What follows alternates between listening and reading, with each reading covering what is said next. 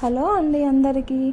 ఈరోజు నేను చూపించబోయే రెసిపీ వచ్చేసి పుదీనా చపాతీ అనమాట. ఇదేంటంటే అందరికీ తెలుసు, అందరూ చేస్తారు, కానీ నేను కూడా చేశాను. చూడండి ఇది ఎలా చేశాను. ఫస్ట్ అయితే కొత్తిమీర పుదీనా తీసుకొని నీట్గా వాష్ చేసి పెట్టుకొని మిక్సీ గిన్నెలో కొంచెం వాటర్ యాడ్ చేసి మిక్సీ పట్టేసేయాలి ఇలా జ్యూస్ లాగా. తర్వాత నేనైతే 2 కప్స్ గోధుమ పిండి తీసుకున్నాను.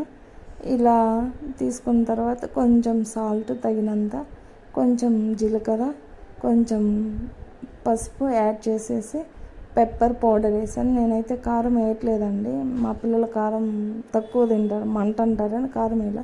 పెప్పర్ పౌడర్ వేసాను. తర్వాత అల్లం వెల్లుల్లి పేస్ట్, మీరు కారం వేసుకోవాలంటే కారం కూడా వేసుకొని చేయొచ్చు, చాలా బాగుంటుంది. తర్వాత ఈ పుదీనా మిశ్రమాన్ని కలిపేసుకోవాలి. కలిపేటప్పుడు కొంచెం ఆయిల్ వేసేసి కలిపి పెడితే మన చపాతీ ముద్దలాగా వచ్చేస్తుంది. సేమ్ చపాతీయే అండి ఇది. చపాతీ ముద్దలా కలిపి పెట్టుకున్నాక మనం ఒక 1 అవర్ అయితే మినిమం 1 అవర్ పక్కన పెట్టుకోవాలి. ముందుగానే కలిపి పెట్టుకుంటే మనం చేసేటప్పటికి చాలా చపాతీ అనేది చాలా స్మూత్గా వచ్చేస్తుంది అనమాట.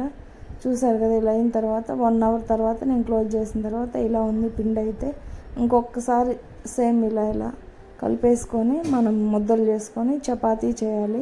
ఇదేంటంటే పిల్లలు కొత్తిమీర పుదీనా ఇష్టంగా తినరు, ఎవరు తీసేస్తూ ఉంటారు, అది ఎందుకు వేసావు ఇది ఎందుకు వేసావు ఉంటారు. అందుకని వాళ్ళకి తెలియకుండా ఇలా చపాతీలో చేసి పెట్టామనుకో గ్రీన్ చపాతీ అని చేసి పెట్టవచ్చు. బీట్రూట్ తినే వాళ్ళకి బీట్రూట్ యాడ్ చేసి పెట్టవచ్చు. హెల్త్ కూడా చాలా మంచిది కదా. వెజిటేబుల్స్ ఇవన్నీ తింటారు. ఇవి పుదీనా కొత్తిమీర అనేది కరివేపాకులాగా తీసి పడేస్తారు. అందుకని ఇవి కూడా తీయొద్దని నేను ఇలా చపాతీలో పిల్లలకి చేసి పెడతాను. చాలా వాళ్ళు అయితే ఇష్టంగా తింటారు. వాళ్ళకి గ్రీన్ చపాతీ అనే చెప్తాను, ఇది పుదీనా కొత్తిమీర వేసానని తెలియదు వాళ్ళకి.